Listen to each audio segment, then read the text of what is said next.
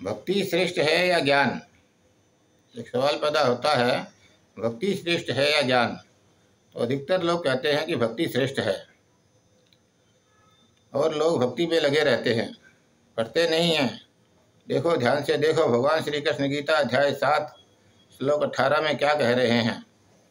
सभी भक्त उदार होते हैं मगर ज्ञानी मेरा ही स्वरूप है। सभी भक्त उदार होते हैं मगर ज्ञानी मेरा ही स्वरूप है।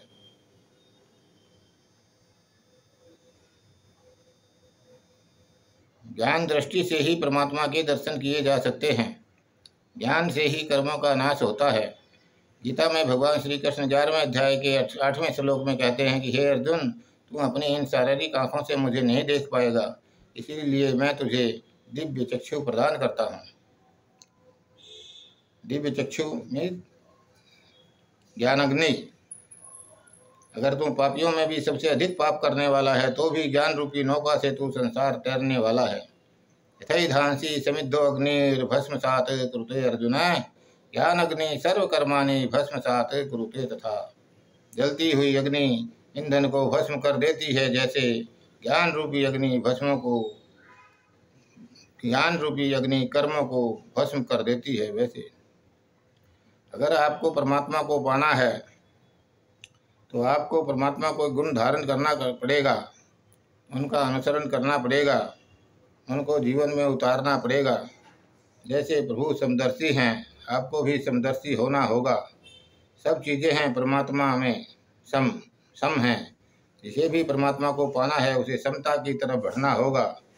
इसीलिए कृष्ण कहते हैं, जागो, प्रीतिकर अप्रीतिकर दोनों के बीच में खड़े हो जाओ, हर्ष और विषाद दोनों के बीच में खड़े हो जाओ, न्यूट्रल तटस्थ हो जाओ। साक्षी सूत्र है महासूत्र। छोड़ दो सब कुछ, वेद उपनिषद, भूल जाओ गीता महागीता। अगर यह 1-2 अक्षर का छोटा सा शब्द आपको याद रह जाए तो तुम सारे शास्त्रों को अपने भीतर जन्म दे सकते हो, क्योंकि सभी शास्त्रों की इतनी ही शिक्षा है कि तुम कर्ता न रहो, दृष्टा हो जाओ।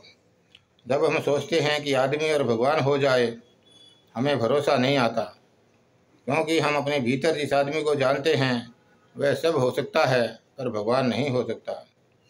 कृष्ण कहते हैं, जो मुझे जान लेता है वह वासुदेव ही हो जाता है। कृष्ण जान लेने के बारे में कह रहे हैं, माला फेरने के बारे में नहीं कह रहे। जो ब्रह्म को जान लेता है, शास्त्रों में भी लिखा है, जो ब्रह्म को जान लेता है वह ब्रह्म ही हो जाता है। एक बार आपको अपने ब्रह्म होने का स्मरण हो जाए तो फिर सारी जिंदगी स्वप्न की तरह हो जाएगी। जिसका मैं विसर्जित हो जाता है वह परमात्मा का हिस्सा हो जाता